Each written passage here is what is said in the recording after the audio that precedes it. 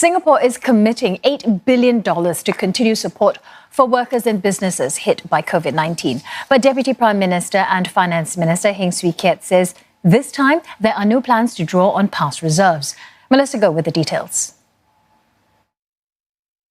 It's a move to continue protecting livelihoods, with wage subsidies being extended by up to 7 months. The job support scheme introduced in February was set to expire this month. Mr. Heng said keeping the same level of support is not sustainable, as it draws heavily on the country's reserves, and it risks trapping workers in businesses that are no longer viable. The subsidies were tweaked according to how the various sectors are expected to recover. I urge all businesses to make full use of this additional support, to retain and upskill your workers, and to transform your operations for the post-COVID-19 world. This will enable you to spring back faster when the recovery comes.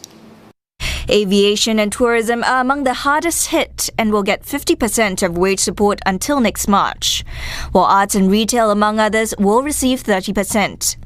Most of the other sectors will get 10% in wage support. But when retrenchments are inevitable, Mr. Heng said the government will continue working with tripartite partners to help displaced workers.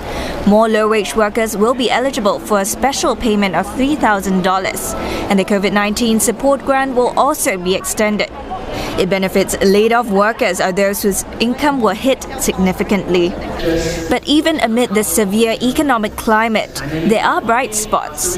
The biomedical sciences, financial services and information and communication technology sectors are growing.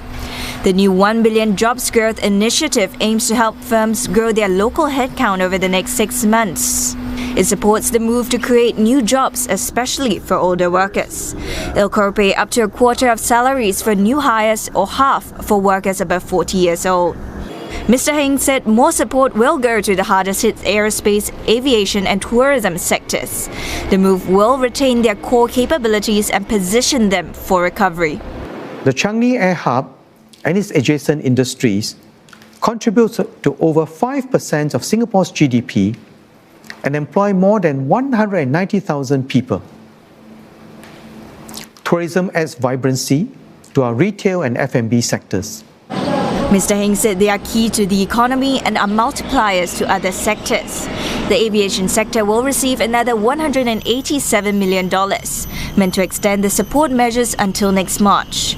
It will also scale up a temporary redeployment program, creating about 4,000 jobs. And as visitor arrivals from overseas have dried up, Singapore is looking to boost local tourism. It's setting aside $320 million for tourism credits that Singaporeans can use. Beyond that, Singapore will continue transforming its economy. A $150 million fund will spur new startups, raise capital grants and mentor entrepreneurs.